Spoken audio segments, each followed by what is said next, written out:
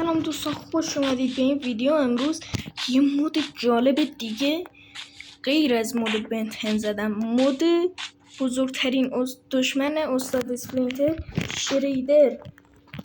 ما مود شریدر رو اینجا زدیم و امروز میخوایم ببینیم که میتونیم با ساعت بنتن شریدر رو شکست بدیم.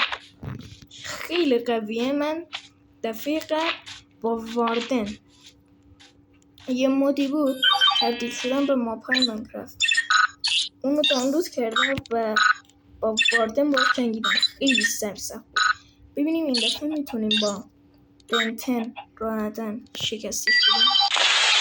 تبدیل میشیم، شریدر رو میاریم. بچه اگرم این ویدیو 100 تا لایک برسه، من آموزش به دست آوردن مودش رو میذارم. آقا اصلا بلش خیلی سروایول میکنیم. قدرت فعالی. بسم الله. I am unstoppable.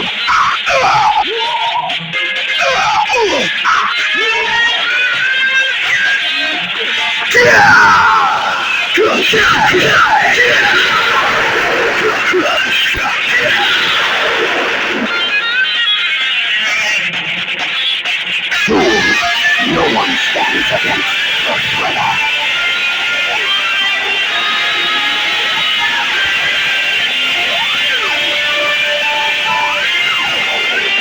You are no match for me.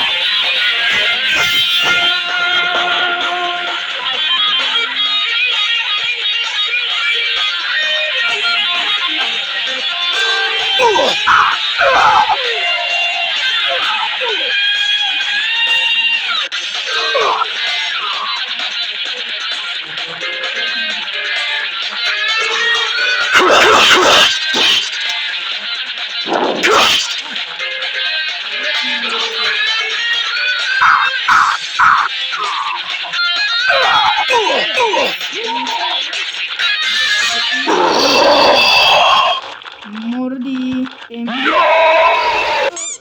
بله دوستان، با مود بنتن تونستیم قوی ترین موجود فیلم لاک پشتن نینجا رو شکست بدیم. آره شارژمونم تموم میشه. دوستان اگر این ویدیو به 100 تا لایک برسه، آموزش آوردن مود شریدر رو بهتون میدم. خیلی هم مود باحالیه و مود لاک پشتن نینجا هم براتون میذارم. تا یه ویدیوی دیگه، خدا حافظ.